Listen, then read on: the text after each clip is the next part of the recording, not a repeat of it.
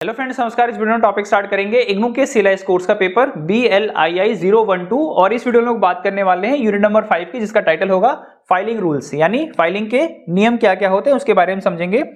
जैसे हम लोग क्लासिफिकेशन का काम कंप्लीट करते हैं या फिर उसकी कैटलॉगिंग कंप्लीट कर लेते हैं, तो वो बने हुए जो कैटलॉग्स होते हैं किसी भी डॉक्यूमेंट्स के, उनको हमें कैटलॉग्स के कैबिनेट्स में अरेंज करना होता है। तो उनकी अरेंजमेंट कैसे होगी, उनका फाइलिंग कैसे होगा, उनके कौन से रूल्स एंड रेगुलेशंस होंगे, कौन कौन से कोड्स लिखे गए हैं, उनके बारे में हम लोग अपनी इस वीडियो में चीजें डिस्कस करने वाले हैं। एक बार देख लेते हैं टॉपिक्स क्या क्या हमारे पास अवेलेबल है इस वीडियो में। सबसे पहले हम लोग समझेंगे फाइलिंग क्या होती है, फाइलिंग के जो रूल्स होते हैं, नियम होते हैं, उनके बारे में समझेंगे। इनका प्रोसेस क्या होता है उसके बारे में समझेंगे। फाइलिंग के कोड्स क्या हैं, फाइलिंग के रूल्स, जो फाइलिंग करने के नियम बनाए गए हैं, कोड्स बनाए गए हैं डिफरेंट डिफरेंट स्कॉलर्स के द्वारा, उनके बारे में समझेंगे। सबसे पहले हम लोग फाइलिंग देखेंगे, filing rules as per the CCC classified cataloguing code, जो रंगनाथन सर के द्वारा डेवलप किया गया था, क्लासिफाइड कैटलॉगिंग कोड। उसमें कौन कौन से फाइलिंग नियम है उनके बारे में समझेंगे। अमेरिकन लाइब्रेरी एसोसिएशन ALA के द्वारा जो रूल्स बनाए गए हैं उनके बारे में समझेंगे, और लाइब्रेरी ऑफ कांग्रेस के द्वारा जो फाइलिंग रूल्स दिए गए हैं उनके बारे में हम लोग चीजें डिस्कस करेंगे। नेक्स्ट टॉपिक हमारे पास रहेगा कंप्यूटर फाइलिंग का, और लास्ट हमारे पास रहेगा प्रॉब्लम इन फाइलिंग। ये सारे टॉपिक्स हम लोग अपनी इस वीडियो में डिस्कस करने वाले हैं। चलिए स्टार्ट करते हैं। सबसे पहले जो हमारा टॉपिक होगा वो होगा फाइलिंग का। ठीक है, फाइलिंग होती क्या है इसके बारे में समझते हैं। फाइलिंग क्या होता है, फाइलिंग का मतलब क्या है, इसके बारे में देखते हैं। देखिए, इन जनरल टर्म समझते हैं पहले फाइलिंग क्या होती है। Filing refers to the systematic organisation. Filing का मतलब क्या है, एक किसी भी तरह के प्रोसेस को, या फिर कोई भी प्रोसेस हो सकता है, उसको सिस्टमैटिक ऑर्गेनाइज करना एंड स्टोर करना ऑफ डॉक्यूमेंट्स और इंफॉर्मेशन ऑफ और इजी रिट्रीवल एंड रेफरेंसेस। हमें किसी भी तरह का, हमारे पास इंफॉर्मेशन सोर्स है, किसी भी तरह का डॉक्यूमेंट है। अभी यहां पे हम लोग डॉक्यूमेंट के बारे में बात करेंगे, लेकिन हमारा जो कंसर्न रहना चाहिए जब भी आप फाइलिंग समझेंगे, तो वहां पे आपके बैकग्राउंड में होना चाहिए कैटलॉग, कि कोई भी तरह का कैटलॉग हो उसको कैसे हमें इस तरह से मैनेज करना है, इस तरह से उसको स्टोर करना है, उस तरह से उसको करना है कि हम उसको आराम से रिट्रीव कर सके और किसी भी तरह के रेफरेंस इंफॉर्मेशन के लिए उसका इस्तेमाल कर सके। सो रेफरेंस फाइलिंग क्या होता है, filing means systematic organisation of document और इंफॉर्मेशन सोर्स। किसी भी तरह का इंफॉर्मेशन सोर्स हो सकता है, किसी भी तरह का डॉक्यूमेंट हो सकता है, लेकिन मैंने आपको बताया इसकी जगह आप सिर्फ याद रखेंगे कैटलॉग, क्योंकि फाइलिंग यहां पे हम लोग जो समझ रहे हैं वो कैटलॉग से है। रिट्रीवल एंड रेफरेंस, किसी भी तरह के डॉक्यूमेंट या फिर इंफॉर्मेशन सोर्स को आराम से रिट्रीव कर सकें। It involve the arranging papers, records, digital data in a structural manner, often use folder, cabinets and electronic systems. ठीक है, ये फाइलिंग का एक जनरल मतलब है, जनरल सेंस है, कि हम जब फाइलिंग करने का मतलब सोचते हैं तो उसका मतलब होता है किसी भी तरह के डॉक्यूमेंट को, किसी भी तरह के इंफॉर्मेशन सोर्स को इस तरह से अरेंज करना, इस तरह से उसको क्लासिफाइड करना, इस तरह से उसको मैनेज करना कि जब भी हमें जरूरत है हम उसको आराम से रिट्रीव कर सकें। The primary purpose of filing is to maintain order, facilitate effective access, and ensure the security of essential materials. Proper filing system enhance productivity, support decision making process and aid to complete with the regulatory equipments.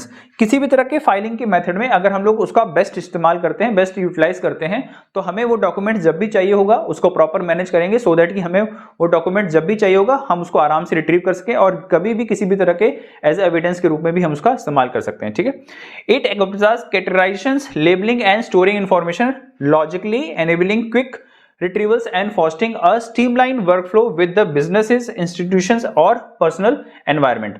Filing involve alphabetizations. Filing में क्या क्या चीजें होता है, हम उस order को, जो हमने कैटलॉग्स बना दिए हैं, यहाँ पे हम लोग कैटलॉगिंग सेंस में समझेंगे कि जो हमारे पास कैटलॉग्स बने हुए हैं उनको हम लोग किस तरह से अरेंज करें। मैंने आपको बताया कि क्लासिफिकेशन का काम कंप्लीट हो गया है, कैटलॉग का काम कंप्लीट हो गया, यानी कैटलॉग बनाने का काम कंप्लीट हो गया है। अब वो जो बने हुए कैटलॉग्स हैं उनको हमें इस तरह से अपनी लाइब्रेरी में ऑर्गेनाइज करके रखना है, सो दैट कभी भी कोई यूजर अगर आपकी लाइब्रेरी में आता है सो उसको बहुत आराम से, बहुत ईजी वे में वो कैटलॉग से, वो जो कैबिनेट्स में रखे गए कैटलॉग्स हैं उनको बहुत आसान से देख सके।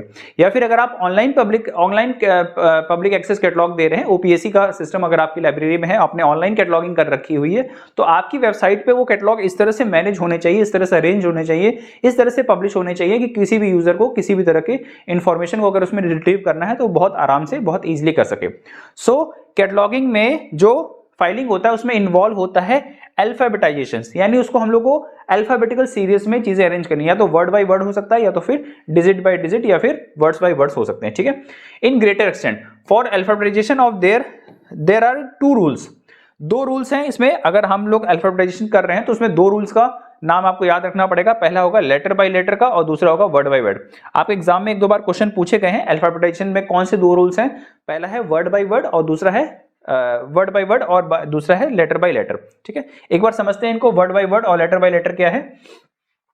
देखिए, लेटर बाय लेटर हम लोग की पहला जो मेथड है या पहला जो रूल है फाइलिंग को अरेंज करने का या उनको अल्फाबेटाइज करने का, उसमें पहला मेथड हमारे पास लेटर बाय लेटर। अब लेटर बाय लेटर में हम लोग देखेंगे, यहाँ पे एक एग्जांपल्स आपके पास है लेटर बाय लेटर के। हम लोग जिस तरह से हमारे पास डिक्शनरीज होती है ना, डिक्शनरीज में जिस तरह से हमारे पास लेटर्स को अरेंज करके दिया जाता है सो दैट कि हम उसको आराम से ढूंढ सके, किसी भी तरह का वर्ड हो, अगर आपके पास डिक्शनरी है आप उस डिक्शनरी के वर्ड को, एक मेथड है हमारे पास डिक्शनरी को ढूंढने का, क्योंकि उसमें हमें पता है कि सबसे पहले हमारे पास ए आएगा, उसके बाद ए के जितने भी लेटर्स बन सकते थे पॉसिबल वो आ गए, उसके बाद बी आएगा, फिर सी आएगा, फिर डी आएगा, इस तरह से चीजें अरेंज होंगी। उसी सेम मेथड में हम अपने लाइब्रेरी से कैटलॉग्स को अरेंज करेंगे। जब भी कोई यूजर कैटलॉग के कैबिनेट्स को खोलेगा और उसको ढूंढना होगा कि मुझे, मान लीजिए वो ऑथर के रूप से ढूंढ रहा है, उसके पास ऑथर कैटलॉग्स हैं, अगर मान लीजिए वो ऑथर कैटलॉग में ढूंढ रहा है तो उसको पता है ऑथर का नाम ए से स्टार्ट है, या ऑथर का नाम बी से स्टार्ट है, जेड से स्टार्ट है, सी से स्टार्ट है, किसी भी लेटर से, तो वो ढूंढना स्टार्ट करेगा तो वो सी पे जाके रुकेगा, उसको पता होगा सी से इसका नाम ऑथर है। मान लीजिए कोई भी एग्जांपल है, मान लीजिए मैं अशोका नाम से ढूंढ रहा हूं कि अशोका नाम से कोई ऑथर है, उसका टाइटल कुछ भी है, वो अशोका नाम से है, तो मैंने उसका ढूंढना स्टार्ट किया तो अशोका पे आके रुकेगा, ठीक है। या फिर किसी टाइटल से एंट्री हुई तो फिर किसी से ढूंढेगा। मान लीजिए कोई वर्ड है, मान लीजिए डिस्कवरी ऑफ इंडिया है, एक बुक है जिसका नाम डिस्कवरी ऑफ इंडिया, अब वो डिस्कवरी ऑफ इंडिया के टाइटल से ढूंढ रहा है उस राइट बुक का नाम, तो वो ए से नहीं स्टार्ट करेगा, ए बी सी, उसको पता है डी से स्टार्ट है तो वो डी पे जाके रुकेगा और वहां से वो कैटलॉग्स को देखना स्टार्ट करेगा, और वो बुक उसको मिल जाती है तो वो वहां से जाके अपनी लाइब्रेरी से ले सकता है। ये जो अरेंजमेंट है, ठीक है, ये जो लेटर्स का अरेंजमेंट है या फिर जो कैटलॉग्स का अरेंजमेंट है जिसको हम लोग कह रहे हैं फाइलिंग करना, ये है लेटर बाय लेटर का अरेंजमेंट। और दूसरा मेथड हमारे पास आ सकता है वो है वर्ड बाय वर्ड। इसमें प्रेफरेंस दी है वर्ड को कि हम लोग वर्ड्स को इंपॉर्टेंस दे रहे हैं। जैसे मान लीजिए मशीन है, ठीक है, मशीन स्पीक्स, और यहाँ पे मशीन साइंस है, ठीक है, मटेरियल साइंस है और मशीन। अब इसमें देखिए जो वर्ड बाय वर्ड होता है, इसका एक जो फॉर्मूला है, word by word is also known as nothing before something. Nothing before, अगर आपके एग्जाम में क्वेश्चन पूछा जाता है वर्ड बाय वर्ड फाइलिंग का दूसरा नाम, किसी दूसरे नाम से इसको जानते हैं, किसी और नाम से जानते हैं, आंसर इस होगा नथिंग बिफोर समथिंग। इसका क्या मतलब है, इसका क्या सेंस है, मान लीजिए कोई वर्ड है, ठीक है, जैसे यहाँ पे आ गया है मटीरियल्स, ठीक है, और यहां है मटेरियल साइंस, तो अब आप देखेंगे मटेरियल्स पहले नहीं आया है, पहले आया है मटेरियल साइंस, क्योंकि इस वर्ड के आगे एक वर्ड और जुड़ा हुआ है, तो हमने इंपॉर्टेंस दी है इस मटेरियल साइंस को, इसको नहीं, ठीक है। तो मटेरियल साइंस पहले आया है और मटेरियल बाद में आया है। वैसे जो हम लोग क्रम अगर देखेंगे, अगर आप डिक्शनरी को देखेंगे तो डिक्शनरी में मटेरियल पहले आएगा, ठीक है, देखिए यहाँ पे डिक्शनरी में मटेरियल पहले आया है और मटेरियल साइंस बाद में आया है। लेकिन वर्ड बाय वर्ड में हमने वर्ड के बाद अगर कोई वर्ड आ गया है, ठीक है, किसी वर्ड के बाद अगर कोई वर्ड आ गया है तो हमने इसको इंपॉर्टेंस दी है, नथिंग बिफोर समथिंग। नथिंग यहाँ पे कुछ नहीं है, इसके पहले बिफोर समथिंग हम इसको लगाएंगे समथिंग, क्योंकि इसके आगे समथिंग लगा हुआ है ना। समथिंग का मतलब कुछ भी हो सकता है, साइंस हो सकता है, मैथ हो सकता है, इकोनॉमी हो सकता है, पॉलिटी हो सकता है, कुछ भी हो सकता है। मटेरियल के आगे कोई वर्ड आ गया तो हमने इसको इंपॉर्टेंस दे दी, क्यों, क्योंकि हमारा रूल है, वर्ड बाय वर्ड में हमारा रूल है नथिंग बिफोर समथिंग।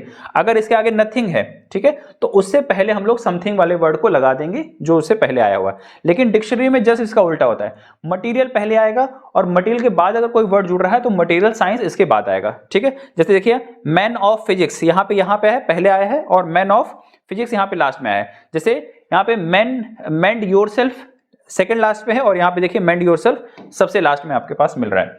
क्यों, क्योंकि यहाँ पे रूल फॉलो होता है नथिंग बिफोर समथिंग, ठीक है। और लेटर बाय लेटर को हम लोग दूसरे नाम से जानते हैं ऑल थ्रू अल्फाबेटाइजेशन। कोई भी वर्ड हो आपको अल्फाबेटिकल ऑर्डर में ही अरेंज करना है, जैसे हमारे डिक्शनरी में अरेंज करते हैं। तो अगर आपसे पूछ लिया जाए लेटर बाय लेटर अरेंजमेंट का दूसरा नाम आप कौन सा देना है, डिक्शनरी अरेंजमेंट, ठीक है, कि इसको जो भी हमारे पास डिक्शनरीज होती है उसके हिसाब से अरेंज करना है। और वर्ड बाय वर्ड का जो फॉर्मूला है, ठीक है, जिसके हिसाब से ये अरेंज होता है, ये है नथिंग बिफोर समथिंग। इसका मतलब किसी वर्ड के आगे कुछ भी नहीं लिखा है और किसी वर्ड के आगे थोड़ा बहुत भी कुछ लिख दिया गया है तो जो लिखा हुआ है उसको प्रेफरेंस देते हुए वो ऊपर रहेगा, और जिसके आगे कुछ नथिंग लिखा है वो हम लोग नीचे करेंगे या लास्ट में करेंगे, ठीक है। ये हमारे पास दो रूल्स, ठीक है। अल्फाबेटाइजेशन हम लोग कैसे अल्फाबेटिकली अरेंज करेंगे, पहला है लेटर बाय लेटर और दूसरा है word by word. Letter by letter is known also known as all through the alphabetisation और सॉलिड फिलिंग, ठीक है। ये दो नामों से जाना जाता है, एग्जाम में आपसे क्वेश्चन पूछा जाता है लेटर बाय लेटर का दूसरा नाम, आपको दो आंसर्स मिल सकते हैं या फिर दो ऑप्शंस मिलेंगे। पहला हो सकता है ऑल थ्रू अल्फाबेटाइजेशन हो या फिर आपके पास हो solid filing. In this rule letters are taken in their sequence irrespective of their word divisions. यहाँ पे कोई भी वर्ड डिवीजन हो उसको हम लोग ध्यान में नहीं रखेंगे, जो भी सीक्वेंस है लेटर्स का उसको हम लोग फॉलो करेंगे जैसे डिक्शनरीज में होता है। This method ignore variation in type, script, mark, space, between words and the sentences. इसके बीच में अगर मान लीजिए डिक्शनरीज के बीच में, सॉरी वर्ड्स के बीच में, टाइटल के बीच में, ऑथर के नाम के बीच में, पब्लिशर के नाम में, किसी भी वर्ड से अगर आपने कैटलॉग्स बना। फ्रेंड्स, अगर आप ये वीडियो कंप्लीट करना चाहते हैं तो आपको हमारा CLIS कोर्स हमारे एप्लीकेशन पे सब्सक्राइब करना पड़ेगा। एप्लीकेशन को डाउनलोड करने का लिंक नीचे आपको डिस्क्रिप्शन बॉक्स में मिल जाएगा। अगर आप गूगल प्ले पे एप्लीकेशन डाउनलोड करना चाहते हैं तो आप वहाँ टाइप करेंगे ई गुरुकुल, आपको इस तरह कोई लोगो मिलेगा, वहाँ से आप ये डाउनलोड कर सकते हैं।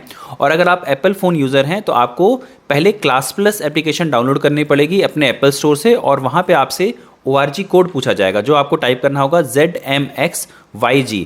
अगर आप ये ORG कोड टाइप करते हैं तो आपको हमारे ई गुरुकुल का जो भी कंटेंट एप्लीकेशन पे अवेलेबल है वो सारा आपको अवेलेबल हो जाएगा। यहाँ पे आप देख सकते हैं मैंने टोटल CLIS कोर्स का वीडियो ड्यूरेशन आपको प्रोवाइड कर रखा है। एक एक यूनिट की कौन कौन सी वीडियो कितने लेंथ की है वो मैंने आपको दे रखी है। टोटल आपको जो CLIS कोर्स है वो 24 वॉच आवर का है, मतलब 24 आवर्स के ड्यूरेशन का मैंने कंप्लीट कंटेंट आपको एप्लीकेशन पे दे रखा है। आप अगर एक बार कोर्स परचेज करते हैं तो एट अ सेम टाइम आपको सारी वीडियोस का एक्सेस आपको अवेलेबल हो जाएगा, और आप चाहें तो रोज 1 या 2 वीडियोस अपनी कंप्लीट करके अपने सिलेबस को कंप्लीट कर सकते हैं। आप हमारे CLIS व्हाट्सएप ग्रुप से ज्वाइन होना चाहते हैं तो आप ये QR कोड स्कैन करके हमारे CLIS व्हाट्सएप ग्रुप से ज्वाइन हो सकते हैं, या फिर मैंने डिस्क्रिप्शन बॉक्स में भी इस व्हाट्सएप ग्रुप का लिंक दे रखा है, आप वहां से भी इसको ज्वाइन कर सकते हैं। ये कुछ कोर्स के फीचर्स हमारे पास अवेलेबल हैं। अगर आप ये हमारा कोर्स सब्सक्राइब करते हैं तो आपको ये सारे फीचर्स अवेलेबल हो जाएंगे। सभी 27 यूनिट्स आपको सेम टाइम पे मिल जाएगी। आपको अगर असाइनमेंट चाहिए CLIS के तो वो भी सॉल्व असाइनमेंट जुलाई या फिर जनवरी सेशन के आपको हमारे एप्लीकेशन पे फ्री ऑफ कॉस्ट अवेलेबल हो जाएंगे, आप वहाँ से देख सकते हैं।